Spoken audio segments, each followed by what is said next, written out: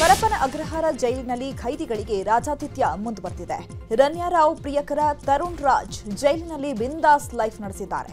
Gold smuggling ಕೇಸ್ನಲ್ಲಿ ಜೈಲು ಸೇರಿರೋ ತರುಣ್ಗೆ mobile ಜೊತೆಗೆ ಸೆಲ್ನಲ್ಲಿ TV ವ್ಯವಸ್ಥೆಯೂ ಮಾಡಿಕೊಡಲಾಗಿದೆ.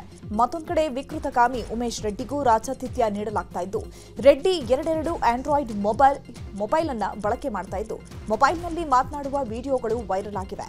ಇನ್ನು ವಿಡಿಯೋ ವೈರಲ್ ಆಗ್ತಿದ್ದಂತೆ ಕಾರಾಗೃಹ ಇಲಾಖೆ ಮುಖ್ಯಸ್ಥ ಬಿ ದಯಾನಂದ್ ವಿಡಿಯೋ ಪರಿಶೀಲಿಸಿ ವರದಿ ನೀಡುವಂತೆ ಸೂಚಿಸಿದ್ದಾರೆ. ಇನ್ನು ಪರಪ್ಪನ ಅಗ್ರಹಾರ ಜೈಲಿನಲ್ಲಿ ಮೋಸ್ಟ್ ವಾಂಟೆಡ್ ಉಗ್ರನಿಗೂ ರಾಜಾತಿಥ್ಯ ನೀಡಲಾಗಿದೆ. ಐಸಿಸ್ ಉಗ್ರ ಜಿಹಾದ್ ಹಮೀದ್ ಶಕೀಲ್ ಮನ್ನಾಗೆ ಐಷಾರಾಮಿ ವ್ಯವಸ್ಥೆ ಮಾಡಲಾಗಿದೆ. ಯುವಕರನ್ನ ಐಸಿಸ್ಗೆ ನೇಮಕಾತಿ ಮಾಡ್ತಾ ಇದ್ದ ನಟೋರಿಯಸ್ ಉಗ್ರನಿಗೆ ಜೈಲಿನಲ್ಲಿ ಸ್ಮಾರ್ಟ್ ಫೋನ್ ಬಳಕೆಗೆ ಅವಕಾಶ ನೀಡಲಾಗಿದ್ದು, ರಾಜಾರೋಷವಾಗಿ ಉಗ್ರ ಸ್ಮಾರ್ಟ್ ಫೋನ್ ಬಳಕೆ ಮಾಡ್ತಾ ಇರುವ ವಿಡಿಯೋ ವೈರಲ್ ಆಗಿದೆ. ಪರಪ್ಪನ ಅಗ್ರಹಾರ ಜೈಲಿನಲ್ಲಿ ಮೋಸ್ಟ್ ವಾಂಟೆಡ್ ಉಗ್ರನಿಗೆ ರಾಜಾತಿಥ್ಯ ವಿಚಾರವಾಗಿ ಬೆಂಗಳೂರಿನಲ್ಲಿ ಮಾತನಾಡಿದ ವಿಪಕ್ಷ ನಾಯಕ ಆರ್ ಅಶೋಕ್, ಉಗ್ರರಿಗೆ ಕರ್ನಾಟಕ ಸ್ವರ್ಗವಾಗಿದೆ. ಪರಪ್ಪನ ಅಗ್ರಹಾರದಲ್ಲಿ ಮೊಬೈಲ್ ಬಳಸ್ತಾರೆ. ಇವರ ಮೇಲಿದ್ದ ಎಲ್ಲಾ ಕೇಸ್ಗಳನ್ನು ವಾಪಸ್ ಪಡೆದ್ರು.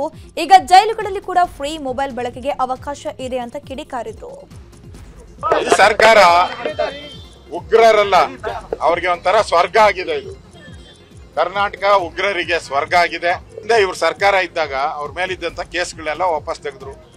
ಈಗ ಜೈಲುಗಳಲ್ಲೂ ಕೂಡ ಫ್ರೀ ಆಗಿ ಸಿಮ್ಮು ಮೊಬೈಲು ಎಲ್ಲ ಸಿಗುವಂತ ವ್ಯವಸ್ಥೆನೂ ಕೂಡ ಈ ಸರ್ಕಾರದ ಪ್ರಾಯೋಜಿತ ಬೆಂಬಲಿಗರು, ಈ ನಗರ ನಕ್ಸಲರು ಅಂತ ಏನ್ ಹೇಳ್ತೀರಿ, ಈ ನಗರ ನಕ್ಸಲರ ಚಿತಾವಣೆಯಿಂದ ಅವ್ರಿಗೂ ಒಂದ್ ರೀತಿ ಪರಪ್ಪನ ಅಗ್ರಹಾರ ಕೂಡ ಕಾಂಗ್ರೆಸ್ ಕಾಲದಲ್ಲಿ ಟೆರರಿಸ್ಟ್ಗಳ ಸ್ವರ್ಗ ಆಗಿದೆ. ಕಾಂತಾರ ಚಾಪ್ಟರ್ 1 ಸಕ್ಸಸ್ನಲ್ಲಿರುವ ನಟಿ ರುಕ್ಮಿಣಿ ವಸಂತಾಗೆ ಕಳ್ಳರ ಕಾಟ ಶುರುವಾಗಿದೆ. ಸೈಬರ್ ಕಳ್ಳರ ಕಾಟಕ್ಕೆ ಬೇಸತ್ತು ಇನ್ಸ್ಟಾಗ್ರಾಂನಲ್ಲಿ ನಟಿ ರುಕ್ಮಿಣಿ ಪೋಸ್ಟ್ ಒಂದನ್ನು ಹಾಕಿದ್ದಾರೆ. ತಮ್ಮ ಹೆಸರಿನಲ್ಲಿ ಬೇರೆ ಅವರಿಗೆ ಸೈಬರ್ ಖದೀಮರು ಕರೆ ಮತ್ತು ಮೆಸೇಜ್ ಮಾಡ್ತಿದ್ದಾರೆ. ಹೀಗಾಗಿ ಯಾರು ಕೂಡ ಕರೆ ಮತ್ತು ಸಂದೇಶಕ್ಕೆ ಪ್ರತಿಕ್ರಿಯೆ ನೀಡಬೇಡಿ ಅಂತ ಮನವಿ ಮಾಡಿಕೊಂಡಿದ್ದಾರೆ. ಕಬ್ಬು ಬೆಳೆಗೆ ಸೂಕ್ತ ದರ ನಿಗದಿಗೆ ಆಗ್ರಹಿಸಿ ಬಾಗಲಕೋಟೆ ರೈತರ ಹೋರಾಟ ಮುಂದುವರೆಸಿದ್ದಾರೆ. ಸರ್ಕಾರದ ನಿರ್ಣಯಕ್ಕೆ ಮುಧೋಳ ರೈತರು ವಿರೋಧಿಸಿದ್ದು, ಸಂಗೊಳ್ಳಿ ರಾಯಣ್ಣ ವೃತ್ತದ ಬಳಿ ಹೋರಾಟ ಮಾಡ್ತಾ ಇದ್ದಾರೆ. ಈ ಬಗ್ಗೆ ರೈತ ಮುಖಂಡ ಬಸಂತಪ್ಪ ಕಾಂಬಳೆ ನ್ಯೂಸ್ 18 ಜೊತೆ ಮಾತನಾಡಿದ್ದು, ರಿಕವರಿ ವಿಚಾರವಾಗಿ ಸರ್ಕಾರ ಗೊಂದಲವನ್ನು ಸೃಷ್ಟಿ ಮಾಡಿದೆ. ಕಬ್ಬಿನ ರಿಕವರಿ 11.25 ಬಂದರೆ ಮಾತ್ರ 3,300 ರೂಪಾಯಿ ಬೆಂಬಲ ಬೆಲೆ ಸಿಗುತ್ತೆ ಅಂತ ಹೇಳಿದ್ದಾರೆ. ಇನ್ನು ನಮ್ಮ ಜಿಲ್ಲೆಯಲ್ಲಿರುವಂತಹ ಬಹುತೇಕ ಕಾರ್ಖಾನೆಗಳಲ್ಲಿ 11.25 ರಿಕವರಿ ಬರುವುದಿಲ್ಲ. ಹೀಗಾಗಿ ನಮ್ಮ ಕಬ್ಬಿಗೆ ಸೂಕ್ತ ಬೆಲೆ ಸಿಗಲ್ಲ. ಇದು ಸರ್ಕಾರದ ದ್ವಂದ್ವ ನಿಲುವು. ಈ ವಿಚಾರವಾಗಿ ನಮ್ಮ ಅಸಲಿ ಹೋರಾಟ ಇಂದಿನಿಂದ ಶುರುವಾಗುತ್ತೆ ಅಂತ ಹೇಳಿದ್ದಾರೆ. ಏನು ಹೇಳಬೇಕಾಗಿತ್ತು ಮುಖ್ಯಮಂತ್ರಿಗಳಂದ್ರೆ 3,300 ರೂಪಾಯಿ ಮೊದಲೇ ಕಂತಿನ 14 ದಿನದಾಗ ಸೋರೆಟ್ ಕಾಯ್ದೆ ಪ್ರಕಾರ ರೈತರ ಖಾತೆಗೆ ಬರಬೇಕು. ಎಲ್ಲಾ ಕಾರ್ಖಾನೆಗಳು ಏಕರೂಪ ಒಂದೇ ರೇಟ್ ಕೊಡ್ಬೇಕಂತ ಹೇಳ್ಬೇಕಾಗಿತ್ತಲ್ಲ. ಅದನ್ನ ಬಿಟ್ಟು ರಿಕವರಿ ಆಧಾರ ಅಂದ್ರೆ ರಿಕವರಿ ಒಪ್ಪುದಿಲ್ಲ. ಆ ದೃಷ್ಟಿಯಿಂದ ಈ ವರ್ಷದ್ದು 3,500 ರೂಪಾಯಿ ನಮ್ಮ ಬೇಡಿಕೆ, ನಮ್ದು ಮೊದಲೇ ಕಂತಿನ.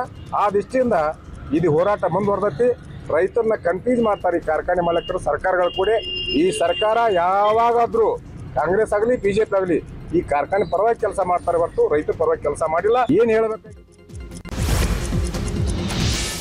ವಿಜಯಪುರದಲ್ಲಿ ಕಬ್ಬಿಗೆ ದರ ನಿಗದಿಗೆ ಆಗ್ರಹಿಸಿ ಪ್ರತಿಭಟನೆ ಮುಂದುವರೆದಿದೆ.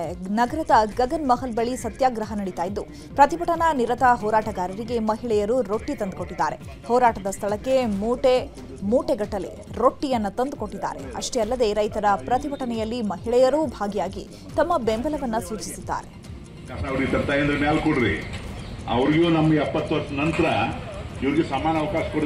ಇನ್ನು ದರ ನಿಗದಿ ಗೊಂದಲ ವಿಚಾರವಾಗಿ ವಿಜಯಪುರದಲ್ಲಿ ಸಚಿವ ಎಂಬಿ ಪಾಟೀಲ್ ರಿಯಾಕ್ಷನ್ ಕೊಟ್ಟಿದ್ದು, ಎಲ್ಲ ಕಾರ್ಖಾನೆಯವರನ್ನ ಒಪ್ಪಿಸಿ ಒಂದು ನಿರ್ಣಯಕ್ಕೆ ಬಂದಿದ್ದೇವೆ. ಕಾರ್ಖಾನೆಯವರೆಲ್ಲರೂ ಒಪ್ಪಿದ್ದಾರೆ. ಬಾಗಲಕೋಟೆ ವಿಜಯಪುರದಲ್ಲಿ ಗೊಂದಲ ಇದೆ. ಕಬ್ಬು ಸಕ್ಕರೆ ವಿಚಾರದಲ್ಲಿ ಗೆಲ್ಲವು ಕೇಂದ್ರ ಸರ್ಕಾರ ತೀರ್ಮಾನ ಮಾಡುತ್ತೆ. FRP ದರ ನಿಗದಿ ಮಾಡಿದ್ದು ಕೇಂದ್ರ ಸರ್ಕಾರ ಅಂತ ಹೇಳಿದ್ರು.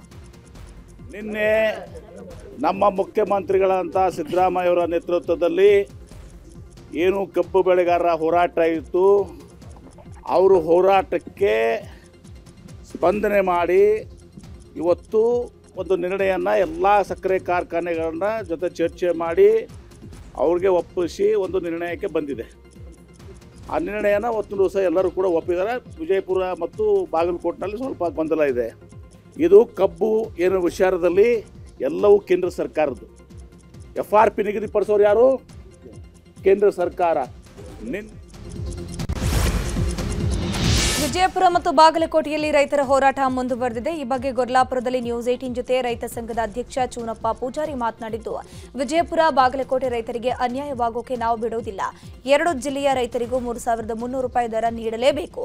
ವಿಜಯಪುರ ಬಾಗಲಕೋಟೆ ಕಾರ್ಖಾನೆ ಮಾಲೀಕರನ್ನ ಸರ್ಕಾರ ಒಪ್ಪಿಸಿ 3,300 ರೂಪಾಯಿ ನೀಡಲೇಬೇಕು. ಕಾರ್ಖಾನೆ ಮಾಲೀಕರು ಹೆಚ್ಚುವರಿ ಹಣ ನೀಡದಿದ್ರೆ ಸರ್ಕಾರವೇ ಆ ವೆಚ್ಚವನ್ನು ಭರಿಸಬೇಕು ಅಂತ ಆಗ್ರಹಿಸಿದರು. ಬಾಗಲಕೋಟೆಯಲ್ಲಿ ಸ್ವಲ್ಪ ರಿಕವರಿ ಆಧಾರ ಮೇಲೆ ಕಾರ್ಖಾನೆಯವರು ಮಣ್ತನ ಮಾಡ್ತಾ ಇದ್ದಾರೆ, ಬಿಜಾಪುರದಲ್ಲಿ ಮಣ್ತನ ಮಾಡ್ತಾ ಇದ್ದಾರೆ. 50 ರೂಪಾಯಿ ಇನ್ನೂ ಕೊಡೋಕ್ಕಾಗಲ್ಲ ಅಂತೇಳಿ ಅದು ರಾಜ್ಯದ ಮುಖ್ಯಮಂತ್ರಿ ಅವ್ರ ಜವಾಬ್ದಾರಿ. ಯಾರ್ಯಾರು ಅಸಮಾಧಾನ ಮಾಡ್ಯಾರೋ ಅದನ್ನ ಮುಖ್ಯಮಂತ್ರಿ ಸರಿ ಮಾಡ್ತಕ್ಕಂಥ ಜವಾಬ್ದಾರಿ ಅವ್ರು. ಭಾಳ ಅತಿಯಾಗಿ ನಾವು ಕೊಡೋದಿಲ್ಪ ಅಂದ್ರೆ ರಾಜ್ಯದ ಮುಖ್ಯಮಂತ್ರಿ ಇನ್ನು 50 ಕೊಟ್ಟು ಅವ್ರಿಗೂ ಕೂಡ 300 ಕೊಡಲೇಬೇಕು. ಯಾವ ಬಿಡಿ ಇಲ್ಲ. ಅದಕ್ಕೆ ಇಡೀ ಬೆಳಗಾವಿ ಇರಲಿ, ಇಡೀ ರಾಜ್ಯದ ರೈತ ಸಂಘದ ಪರವಾಗಿ ನಾವು ಸಂಪೂರ್ಣ ಬೆಳಗಾವಿ, ಬಾಗಲಕೋಟೆ, ಬಿಜಾಪುರಕ್ಕೆ ಸಂಪೂರ್ಣ ಬೆಂಬಲ ನಿಂತ ಅದನ್ನು ಕೂಡ ಸರಿ ಮಾಡಿಸ್ತಕ್ಕಂಥದ್ದು ಕೂಡ ನಾವು ನಿರಂತರವಾಗಿ ಬೆನ್ನೈತೆ ಮಾಡ್ತೀವಿ.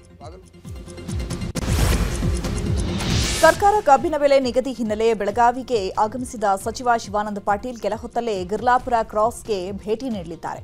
ಕಬ್ಬಿನ ಬೆಲೆ ಸರ್ಕಾರ 3,300 ಘೋಷಣೆ ಮಾಡಿದ ಹಿನ್ನೆಲೆ ಸರ್ಕಾರದ ಪರವಾಗಿ ರೈತರಿಗೆ ಮನವರಿಕೆ ಮಾಡಲಿದ್ದಾರೆ. ಹತ್ತರಗಿಯಲ್ಲಿ ಪೊಲೀಸರ ಮೇಲೆ ಕಲ್ಲು ತೂರಾಟ ಪ್ರಕರಣಕ್ಕೆ ಸಂಬಂಧಪಟ್ಟಂತೆ ಯಮಕನಮರಡಿ ಪೊಲೀಸ್ ಠಾಣೆಯಲ್ಲಿ ಸ್ವಯಂ ಪ್ರೇರಿತ ದೂರು ದಾಖಲಾಗಿದೆ. ಪಿಎಸ್ಐ ಆರ್ವಿ ಪಾಟೀಲ್ ದೂರಿನ ಅನ್ವಯ ಎಫ್ಐಆರ್ ದಾಖಲಾಗಿದೆ. ಕಲ್ಲು ತೂರಾಟ ನಡೆಸಿದ್ದ ಕಿಡಿಗೇಡಿಗಳ ಮೇಲೆ ಪೊಲೀಸರ ಕರ್ತವ್ಯಕ್ಕೆ ಅಡ್ಡಿ, ಪೊಲೀಸರ ಮೇಲೆ ಹಲ್ಲೆ, ಕೊಲೆ ಯತ್ನ ಆರೋಪದಡಿ ಪ್ರಕರಣ ದಾಖಲಾಗಿದೆ. ಇನ್ನು ಕಲ್ಲು ತೂರಾಟದಲ್ಲಿ ಹಲವು ಪೊಲೀಸರಿಗೆ ಗಾಯಗಳಾಗಿದ್ದು ನಗರದ ಖಾಸಗಿ ಆಸ್ಪತ್ರೆಯಲ್ಲಿ ಚಿಕಿತ್ಸೆ ಪಡೆಯುತ್ತಾ ಇದ್ದಾರೆ. ಈ ಹಿನ್ನೆಲೆ ಎಡಿಜಿಪಿ ಹಿತೇಂದ್ರ ಆರ್ ಆಸ್ಪತ್ರೆಗೆ ಭೇಟಿ ನೀಡಿ ಪೊಲೀಸ್ ಸಿಬ್ಬಂದಿಯ ಆರೋಗ್ಯವನ್ನು ವಿಚಾರಿಸಿದ್ದಾರೆ. ಈ ಬಗ್ಗೆ ಪ್ರತಿಕ್ರಿಯಿಸಿದ್ದ ಎಡಿಜಿಪಿ ಹಿತೇಂದ್ರ, ಘಟನೆಯಲ್ಲಿ 11 ಸಿಬ್ಬಂದಿಗೆ ಗಾಯಗಳಾಗಿದೆ. ಯಾವುದೇ ರೀತಿ ಅಹಿತಕರ ಘಟನೆ ನಡೆಯಬಾರದು ಅಂತ ಅಂದ್ಕೊಂಡಿದ್ವಿ, ಆದರೂ ನಡೆದಿದೆ. ಈಗಾಗಲೇ ಘಟನೆ ಬಗ್ಗೆ ಯಮಕನಮರಡಿ ಠಾಣೆಯಲ್ಲಿ ಪ್ರಕರಣ ದಾಖಲಾಗಿದೆ. ಘಟನಾ ಸ್ಥಳದಲ್ಲಿದ್ದ ಸಿಸಿಟಿವಿ ಪರಿಶೀಲಿಸಲಾಗ್ತಾ ಇದ್ದು ಬಳಿಕ ಕ್ರಮ ಕೈಗೊಳ್ಳುತ್ತೇವೆ ಅಂತ ಹೇಳಿದ್ದಾರೆ. 11 ಜನಕ್ಕೆ ನನ್ನ ಕಲ್ಲು ತೂರಾಟದಲ್ಲಿ ಗಾಯ ಆಗಿದೆ. ಅದರಲ್ಲಿ 2 ಇನ್ನು ಇನ್ಪೇಷೆಂಟ್ ಇದ್ದಾರೆ. ಒಬ್ಬರಿಗೆ ಫ್ರ್ಯಾಕ್ಚರ್ ಆಗಿದೆ, ಇಬ್ಬರಿಗೆ ಹೆಡ್ ಇಂಜುರಿ ಇದೆ. ಸಿಟಿ ಸ್ಕ್ಯಾನ್ ಎಲ್ಲ ಮಾಡಿದೆ, ಎಲ್ಲ ಅವರಿಗೆ ಈಗ ಸೂಕ್ತ ಚಿಕಿತ್ಸೆ ಎಲ್ಲ ಕೊಡಲಾಗ್ತಾ ಇದೆ. ನಾವು ಈ ಬಗ್ಗೆ ಅಲ್ಲಿ ಯಮಕನಮರಡಿ ಪೊಲೀಸ್ ಸ್ಟೇಷನಲ್ಲಿ ಒಂದು ಸ್ವಯಂ ಪ್ರೇರಿತವಾಗಿ ಒಂದು ಪ್ರಕರಣ ದಾಖಲು ಮಾಡಿಕೊಂಡು ಯಾರು ಕಲ್ಲು ಹೊಡೆದಿದ್ದಾರೆ ಅವ್ರಿಗೆ ವಿಡಿಯೋಗಳೆಲ್ಲ ಕೆಲವಿದ್ದಾವೆ. ಅದನ್ನು ನೋಡಿಕೊಂಡು ಅವ್ರನ್ನ ಮುಂದಿನ ದಸ್ತಗಿರಿ ಮಾಡೋ ಪ್ರಕ್ರಿಯೆಯನ್ನು ಮುಂದಿನ ದಿನಗಳಲ್ಲಿ ಮಾಡ್ತೀವಿ. 1 ಟನ್ ಕಬ್ಬಿಗೆ ಸರ್ಕಾರ 3,300 ರೂಪಾಯಿ ಘೋಷಣೆ ಮಾಡಿದ್ದು ಹೆಚ್ಚುವರಿ ಹಣ ನೀಡೋಕೆ ಸಕ್ಕರೆ ಕಾರ್ಖಾನೆ ಮಾಲೀಕರು ವಿರೋಧಿಸ್ತಾ ಇದ್ದಾರೆ. ಈ ಬಗ್ಗೆ ಸಿಎಂ ಸಿದ್ದರಾಮಯ್ಯ ಪ್ರತಿಕ್ರಿಯಿಸಿದ್ದು, ಹೆಚ್ಚುವರಿ 50 ರೂಪಾಯಿಯನ್ನ ಕಾರ್ಖಾನೆ ಮಾಲೀಕರು ಕೊಡಲೇಬೇಕು. ಸರ್ಕಾರ ಕೂಡ 50 ರೂಪಾಯಿ ಕೊಡಲಿದೆ. ಈ ಸಂಬಂಧ ಸರ್ಕಾರ ಆದೇಶ ಹೊರಡಿಸುತ್ತೆ ಅಂತ ಹೇಳಿದ್ದಾರೆ. ನೀರು, ವಿದ್ಯುತ್ ತೆರಿಗೆ ಬಗ್ಗೆ ಕಾರ್ಖಾನೆ ಮಾಲೀಕರ ಆಗ್ರಹ ವಿಚಾರವಾಗಿ ಪ್ರತಿಕ್ರಿಯಿಸಿರುವಂತಹ ಸಿಎಂ, ಮಾಲೀಕರ ಬೇಡಿಕೆ ಕುರಿತು ಪ್ರತ್ಯೇಕ ಸಭೆ ಮಾಡಿ ತೀರ್ಮಾನ ಮಾಡ್ತೀವಿ ಅಂತ ಹೇಳಿದ್ದಾರೆ.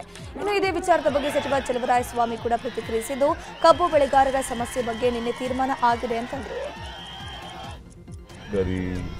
ಹೇಳೋವರೆಗೂ ಕೂಡ ಒಪ್ಪಿರಲಿಲ್ಲ 3,200 ರೂಪಾಯಿ.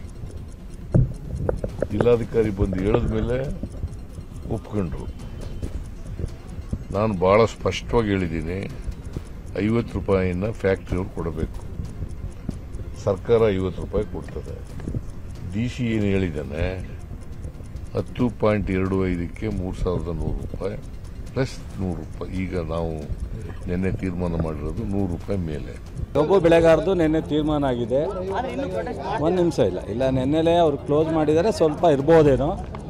ಇವತ್ತು ಅತಿ ಹೆಚ್ಚು ಮುಖ್ಯಮಂತ್ರಿಗಳು ಒಂದು ದಿವಸ ನಿರಂತರವಾಗಿ ಮಾಲೀಕರ ಜೊತೆ, ರೈತರ ಜೊತೆ ಸಂಪರ್ಕವಾಗಿ ನಿನ್ನೆ ಬೆಳಗ್ಗೆ 11ರಿಂದ ರಾತ್ರಿ 8 ಗಂಟೆವರೆಗೂ ಸುದೀರ್ಘವಾಗಿ ಮೀಟಿಂಗ್ ಮಾಡಿ 3,250 ರೂಪಾಯಿ ಫ್ಯಾಕ್ಟ್ರಿ ಕೊಡ್ತಕ್ಕಂಥದ್ದು, 50 ರೂಪಾಯಿ ಸರ್ಕಾರ ಕೊಡ್ತಕ್ಕಂಥದ್ದು ರಾಜ್ಯ ಸರ್ಕಾರ. ಸೊ 10.11 ಏನೋ ಇಳುವರಿ ಇದನ್ನು ನಿಗದಿ ಮಾಡಿ ನಿನ್ನೆ ತೀರ್ಮಾನ ಮಾಡಿದರೆ ಎಲ್ಲವೂ ಒಳ್ಳೆಯದಾಗಿದೆ. ಕಬ್ಬು ಬೆಳೆ